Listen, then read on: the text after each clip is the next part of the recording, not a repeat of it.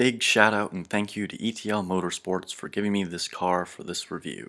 Check them out in Ontario, California for all of your MR2 needs. Whenever I'm alone, you make me feel like I am home.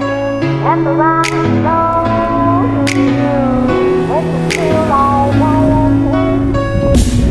Whole again, whole again,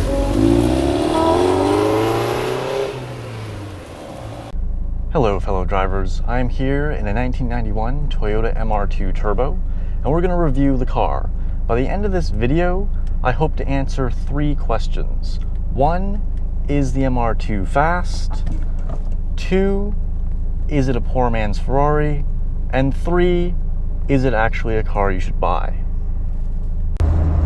So let's start this off with a few basic things about the MR2. This is the second generation of the MR2, known as the SW20, and it came with many different engines offered. This particular one is a 3S GTE, which is a 2-liter turbocharged engine. It came with 200 horsepower, and in other markets, such as Japan, it eventually got a new generation of this engine that had 240 horsepower. However, in the States, we never got that motor. It also came with a NA engine with 135 horsepower that was actually from the Camry. And then there was the 3S GE, which was another NA engine that was much more of a performance engine that was again offered in the Asian and European markets. So the basic layout of the car, and probably what this car is known for the most, is the fact that it is a mid-engine car. It is a rear-wheel drive car with a 5-speed manual transmission. It was also offered with a 4-speed automatic, but nobody really wants that one. So let's get the boring stuff out of the way. The car doesn't get the greatest fuel economy. It's not terrible, and for its time, considering it was an early 90s car, it's actually pretty reasonable. It will usually get in the low 20s as far as fuel economy goes if you're just driving normally. Another issue of practicality is space. Now the MR2 is a 2-seat sports car. This inherently means that it's relatively small and doesn't have a whole lot of room for passengers, i.e. only one, or cargo. It does have a small trunk behind the engine bay, which, to be honest, is a lot bigger than you might expect.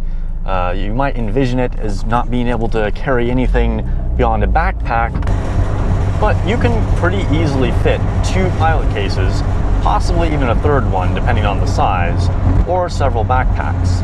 Additionally, it does have a front trunk, or frunk, which isn't really that great for hauling cargo, but I personally haul things like tools and that type of thing up front.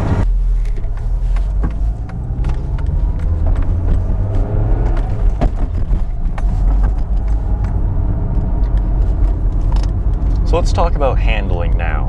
This is something that the MR2 is also known well for, in probably both a good way and a bad way.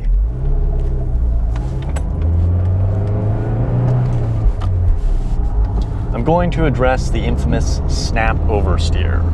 Now, can the MR2 spin out? Yes. Is the MR2 more likely to spin out or suddenly than a traditional front-engine, front-wheel drive car? Probably. But that doesn't mean there's anything wrong with the MR2, okay? This is something that is inherent to a mid-engine car. Cars such as the Lotus Elise and even some of the NSX and Boxster will have the same issue. Unfortunately, most people don't really have experience in driving a mid-engine car, and so if you drive it on the limit like you would a front-engine car, it's going to behave differently, and people can become caught off guard with the weight shift. The real advantage of the MR2 over other lightweight cars is that its mid-engine design allows you to put the power down early and rocket out of the apex.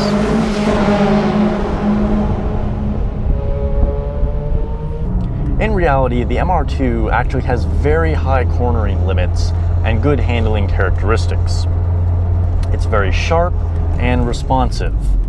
The thing is, it takes practice to be able to utilize those limits.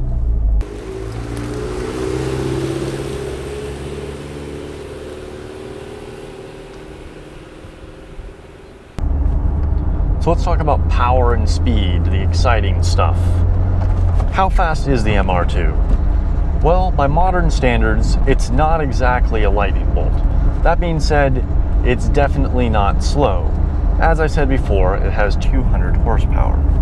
And the car only weighs, depending on your options and setup, somewhere between about 26 and 2,700 pounds. So this gives it a pretty good power to weight ratio. And as you'll see now, it has no trouble getting out of its own way.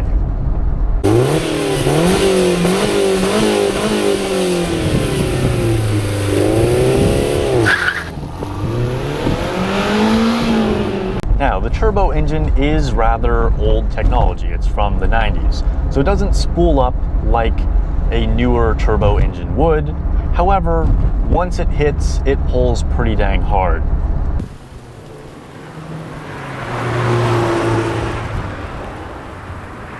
The MR2 also has relatively low gearing, even lower if you have the NA car, which definitely assists in getting it going quite quickly. Now, this is a completely stock powertrain car, but the MR2 has great tuning potential, and this is one of the coolest things about the MR2 if you're okay with modifying cars. I know some people just like to keep their cars stock. But the MR2 can be tuned for as much as 800, 900 horsepower. Now, would I do that on a street MR2? No, definitely not. That being said, it is not uncommon to see totally streetable, easy to drive MR2s making between 400 and 500 horsepower. So how much does it cost you to get into an MR2 nowadays? Well, depending on how clean it is, mileage, whether it's modified or not, this can certainly vary.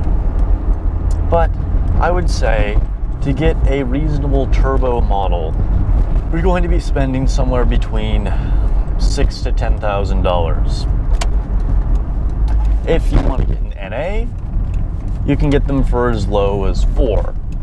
If you're starting to buy cars for less than that, honestly, the MR2 is probably not going to be in the greatest condition, but it could still be a decent project car. Brand new, the MR2 honestly didn't sell that well. The reason why it only sold here in the US for a few years is because sales numbers were relatively low. The price was fairly high, and back at that time, people just couldn't really justify spending that much on a Toyota. Looking back on it now, it seems kind of silly because it's kind of a rare gem. So let's get back to those 3 questions that I hope to answer at the very beginning of the video. Is the MR2 fast? Yes. Okay, one could argue that it's not as fast as a lot of modern cars out there, but to be honest, even something like an F40 is not all that fast compared to modern standards.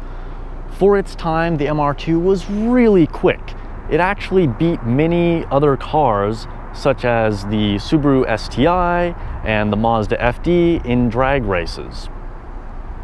And with a little bit of tuning, the car can become very, very, very fast. And I don't want to sound like the MR2 is just good for drag races either, because this is entirely not the case. It is excellent in autocross and can even become a full-fledged track car. So is the MR2 worth buying? Yes, although you're talking to an owner, so maybe I'm just a little bit biased. But in a way, maybe that is actually even more valuable because I really put my money where my mouth is. I feel that the MR2 is a special car that is quite affordable, that has excellent potential, and has a fantastic styling to it. Now this brings me to the last question. Is the MR2 a poor man's Ferrari? To this question, I'm going to say a resounding no. To say that the MR2 is a poor man's Ferrari is to say that it is somehow an inferior or lesser version of something else, and this is simply not the case. I think back to when I first got my MR2, and I sat in the seat and just felt like an incredibly special and exciting experience. The MR2 deserves recognition in its own right. It deserves to be seen as what it really is, and that is a unique and badass Japanese sports car. Whenever